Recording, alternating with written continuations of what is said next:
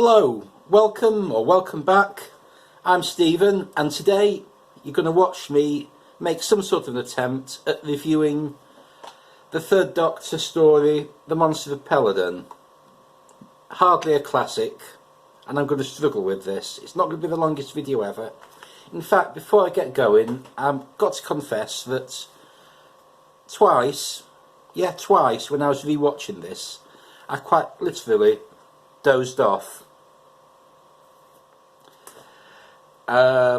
Is that any reflection on the story? Yes, I'm afraid it is. But anyway, here's the Doctor. So let's get John Pertwee in my hat and make a start on this thing.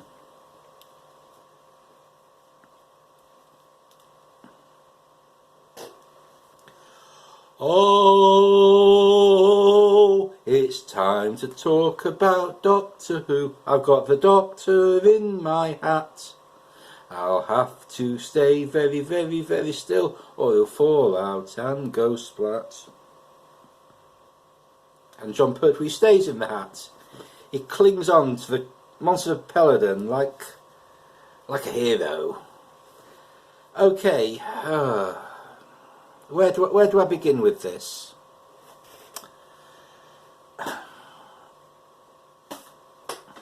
Now, this DVD looks a lot more exciting than it actually is.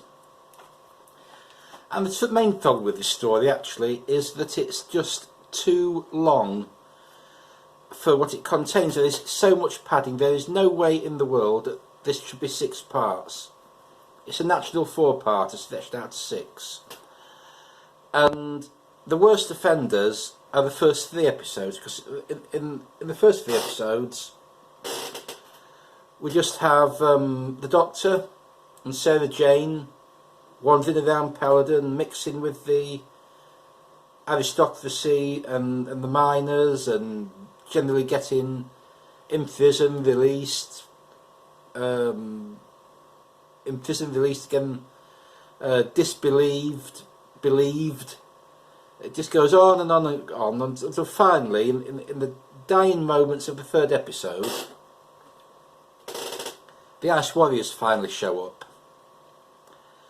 Now, bear in mind that this is a Brian Hales story, and Brian Hales was the only writer in 20th century Doctor Who to write for the Ice Warriors, and this is the 4th time, and the 2nd time is written for them on Peladon. So any Doctor Who viewer with half a memory, even back then, would see the name Brian Hales, see the story was set on Peladon, and they'd be expecting the Ice Warriors, yet the Ice Warriors are held back until virtually halfway into this story, and nothing at all really happens until they turn up. Now, in fairness, once they do arrive, things do get moving a bit. Now, the characters. We've got the Queen Thalera, who is the daughter of King Peladon, who was the Doctor met in the previous Peladon story, but who has since passed away, obviously. Now, at the start of the story, she's quite a weak character. She's easily manipulated by her Chancellor Austin, because on Peladon, women don't have an awful lot of rights, and that extends even to the Queen. She rules in name only, with Austin holding most of the power, but as the story progresses, she sort of finds her feet, and you see her sort of grow in strength as she takes on Austin and Azaxia, the leader of the Ice Warriors, and Eckersley in the end too. And it's a really nice performance by Nina Thomas. I think she does a good job of portraying this journey that the Queen goes on. Next we have Chancellor Austin. Now, he is just is an absolute carbon copy of the High Priest Hepesh, who was in the previous Peladon story. They look the same, they act the same, they do a lot of the same things, they have a similar sort of story arc, so I'm not wasting much more time on him. It's not a bad performance, and he is, although he isn't the true villain of the story, he appears to be the villain of the story for the first 3 episodes. And that's not very satisfactory, really, because we've sort of seen this all before. Alpha Centauri is back, doing what Alpha Centauri does, fair enough. And then, of course, we have the Ice Warriors. Now, the Ice Lord in this story, that's not an Ice Lord, I haven't got an Ice Lord figure, so I don't know why I picked that up, but anyway. The Ice Lord in this particular story is Azaxia, and it's the 3rd appearance of Alan Benyon, playing his 3rd Ice Lord. And he does a wonderful job. He sort of oozes threat and menace. And credit to the late Alan Benyon, all of his Ice Lords are quite distinct from each other, and I'll talk more about the other 2 when we get to their stories. But I mean, obviously, the first one was Slar in Seeds of Death, then Islir in Curse of Peladon.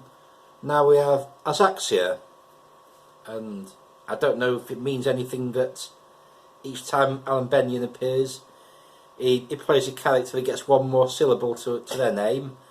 If he'd gone on to do a 4th appearance, I don't know what they'd have called the Ice Lord in that one. It'd be quite a long name, I would imagine. And the other main character is Eckersley, the engineer, the Earth engineer, who turns out to be in league with Azaxia, the traitors to the Galactic Federation. And he's quite nicely played by Donald G, actually, because at the start of the story he seems to be a good guy, and gradually as things progress we learn more about him. It becomes a bit more morally ambiguous, until right at the end we realise he's just an out and out villain in it for himself. Now, the other thing about this story is it's supposed to be political satire. It's supposed to be loosely based on the miners' strike which took place during the Edward Heath government of the early 1970s.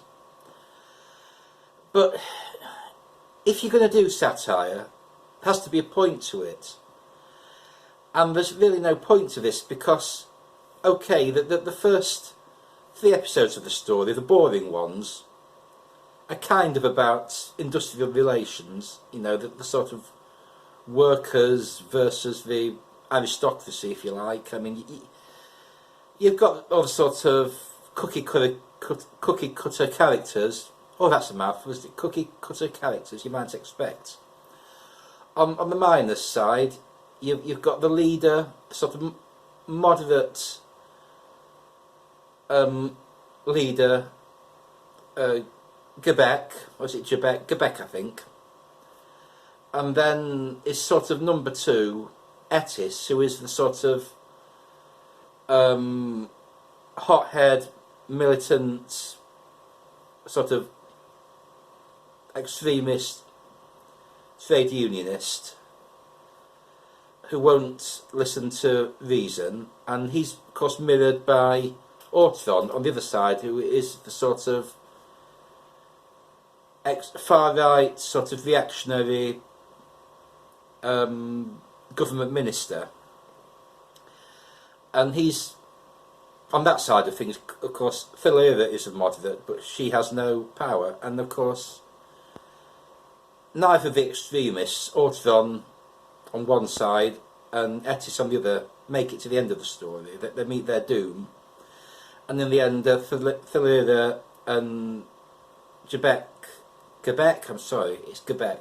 Philaira and Gebek sort of come together to forge a better Peladon that works for everyone, I suppose. I suppose that's a moral of the story, but really all this political stuff gets a bit lost in the mix once the Ice Warriors turn up, and it turns into a sort of traditional alien invasion story, which is actually much more satisfactory to a viewer watching it now. I mean, back in 1974, when this was broadcast, people would have recognised the political references. And of course, the original Peladon story was very political too. That was about, again, Edward Heath's government, but this time it was about his negotiations to join the EU, or the EEC as it was then. But more about that one when we get to it. So overall, this is this story commits the crime that no Doctor Who story should ever commit. It commits the crime of being dull. It's not bad. It's actually it's watchable. I mean, I fell asleep, but it's watchable.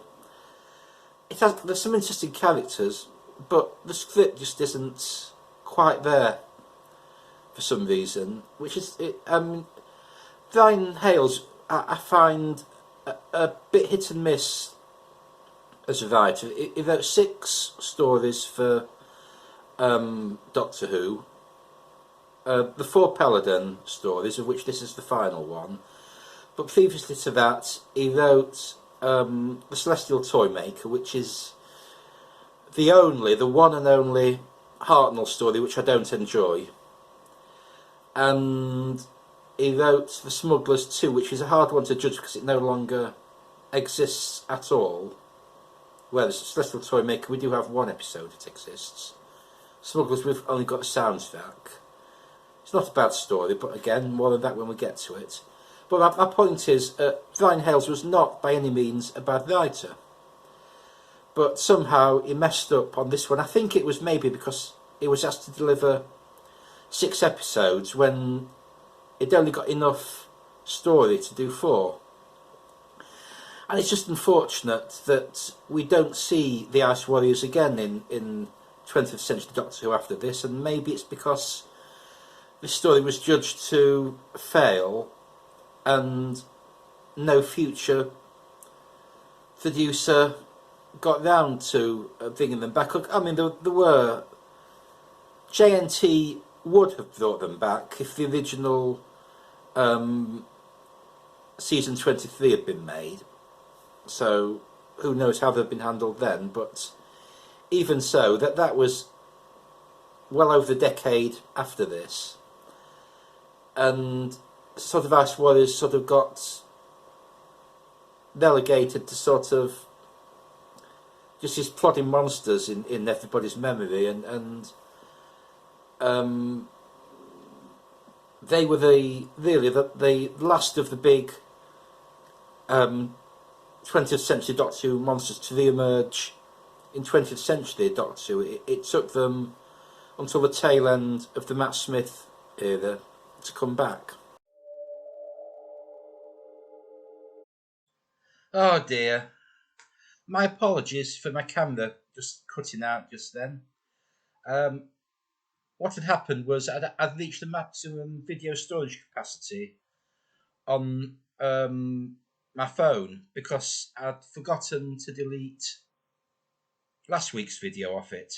So I ran out of space. But I think I pretty much made all the points I wanted to make, so let's get right on now and choose what I'm going to be reviewing next week, and hopefully, fingers crossed, it'll be something a bit more exciting than the Monster of Peladon. Okay, there are 284 stories on the random selection wheel left. We've still had no Troughton, no McGann, no Eccleston, no Tennant. Every other Doctor has been on at least once.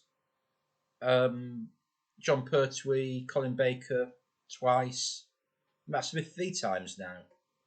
So, I've got the my phone here with the random number generator on, so let's see what we get. And let's spin it. Ah, the anticipation that comes with this clicking.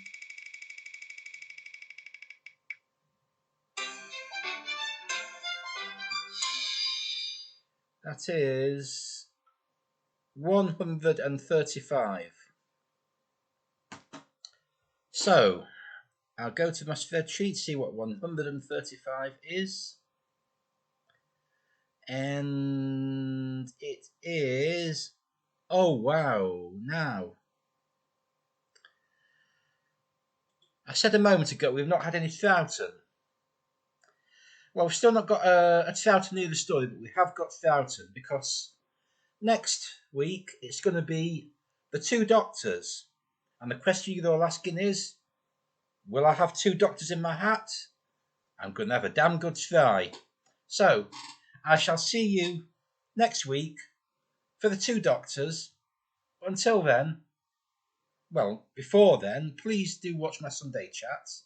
But after that, until then, please like, please comment, please subscribe, please tell my friends, and please tell your friends. Bye for now.